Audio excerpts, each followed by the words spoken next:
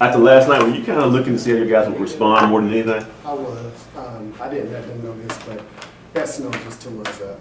Like, it's hard taking 11 days off in mid-season, then coming back playing. That's difficult. It's almost like the analogy I made was, you know, when I work out for a consistent time, 2-3 months, and then I take 11 days off, and I go back and run on that treadmill, it just don't feel the same. Breathe the same, treadmill ain't the same.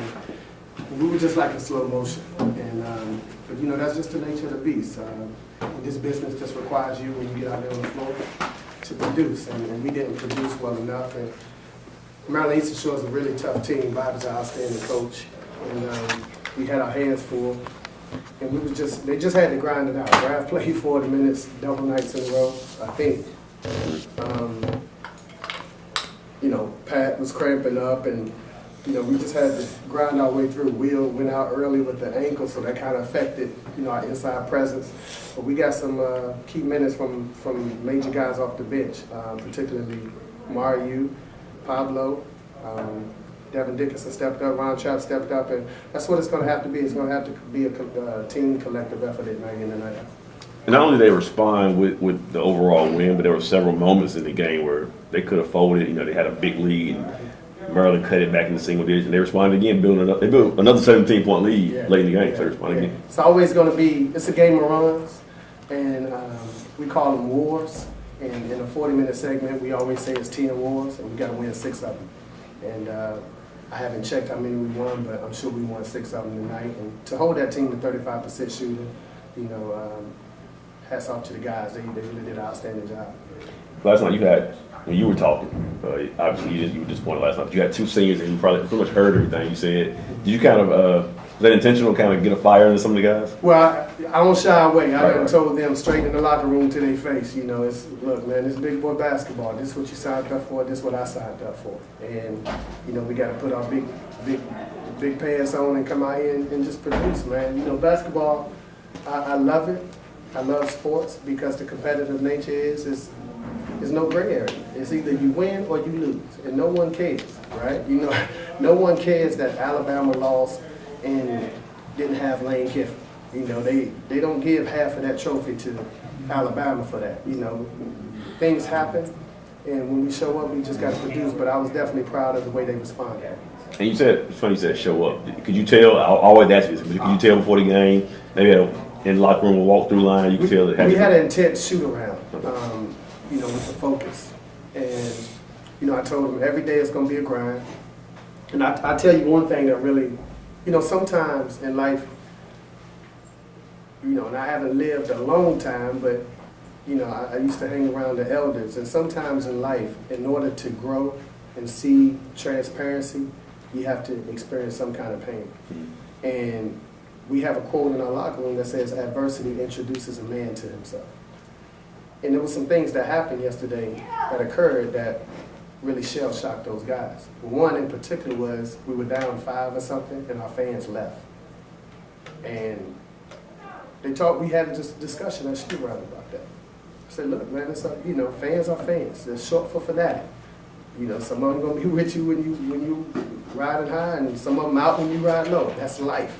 So now you have to understand that the people in this locker room, in this circle, that's who you really do it for. And whatever connection that breeds externally, that just breeds that connection, and then you just embrace that. But don't depend on them to jumpstart you, because it's just not going to happen all the time. That's not their job. They pay money to attend the game, and they can leave whenever they want to. So we had that discussion, and hopefully they can take some of those principles and apply it to manhood.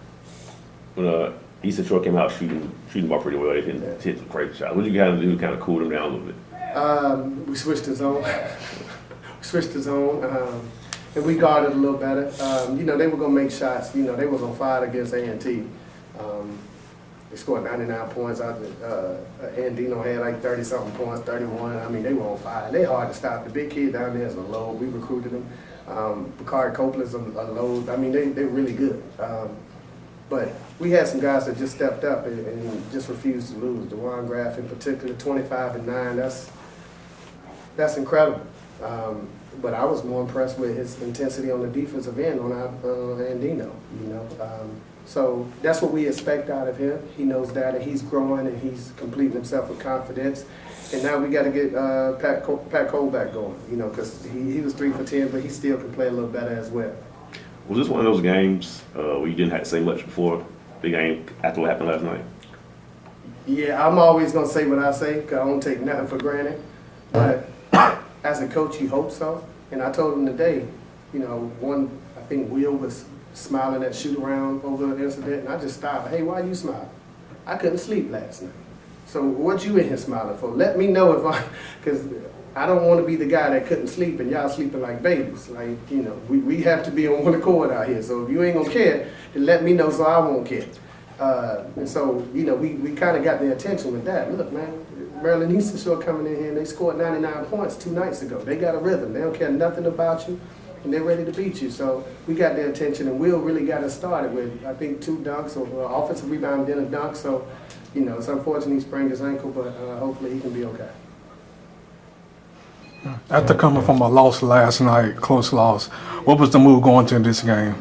You know, it's crazy, man. My coach, my assistant coach said, Coach, I had to cut my phone off. Like, people calling, asking what happened, and so on and so forth. He said, it's almost like we Duke or something. Like, they don't expect us to lose. I said, man, I said that reference one time. But, you know, it's a different stigma, man. And we kind of been a victim of our own success. And it's unfortunate for these kids because they just signed on the line to come here. And they signed up for something that, you know, the predecessors before them did. And it's great to see Poobie Chapman come back to a game. Jeremy Ingram was just in the locker room, so now they know he's just not a ghost. And I had Jeremy say a couple of words to him because, you know, we have to create that family atmosphere where they can understand, look, to get here, to achieve what we achieved, you have the talent, you just have to have the mental toughness and go through it. And in the second half, they made a little run. Do you think your team relaxed a little bit, or just the other team just got aggressive? They got aggressive, you know, because it's kind of human nature when you're down to fight your way out. And we got tired. So hats off to them. And, you know, I wanted to call a timeout and get us some Gatorade or whatever. But, you know, I told them they got to lick their lips and finish this 4 or 5 minutes. You know, there's no excuses with this one, buddy. Like, we'll rest tomorrow. We'll sleep when we dead. But tonight, we going to finish this basketball game. So it was a huge shot by Graft. I think he hit a 3 that put us up 11 or whatever. And we went back and got a couple of stops and finished the game. So what did you see from this game that you need to work on going to the next game? I haven't really reviewed the tape. I still want our man-to-man defense to be a bit better. I still want us to play on the defensive end more in synergy instead of leaving everyone out on the island to dry. And I want us to execute a bit more, but you know, that's coaching, that's bad coaching, and we got to improve our coaching. And once we do that, we'll have a decent basketball team. And then you got to take the show on the road for 2 days. They seen how people come at them at home, so then you prepare them for how it's going to be on the road for 2 days. I just told them, I said, look, think about not being able to answer the phone in your own house. Now think about when you go to someone else's house and the phone rings. They're not going to let you answer that phone, man. It's going to be a war, especially with, you know, Norfolk and Hampton. So that trip is always an interesting one, to say the least. And I'm sure they're ready, licking their chops. And we'll go back and we'll try to, you know, recharge our batteries and prepare for both of them. Mm-hmm. You had Real Ransom kind of got hurt this game. Do you have any word on his injury? Not yet. You know, sometimes it's just bumps and bruises associated with the game. So we'll hear from our training staff in the morning. I think it was a sprained ankle. You know, he's a pretty tough kid, so his pain tolerance is higher than the norms. So we'll do what we got to do for him to try to get back out there on the court Saturday. There was a couple other players got banged up a little bit. Do you feel like it was just basketball things or anything? Yeah, it's basketball things, and then, you know, when you mix these girls in there, they know they looking, you know, when we up 15 with a minute left, let me get my walk on so she can see me in class and say, baby, are you okay tomorrow? You know, it's a lot of that in there too. I understand it. I had the opportunity to walk this campus and be on that floor, so I know what comes along with it. Many things have changed, but, you know, 99% of the things men do, they do for women. I have figured that out in life. So, right, Grab? V, you gonna say something?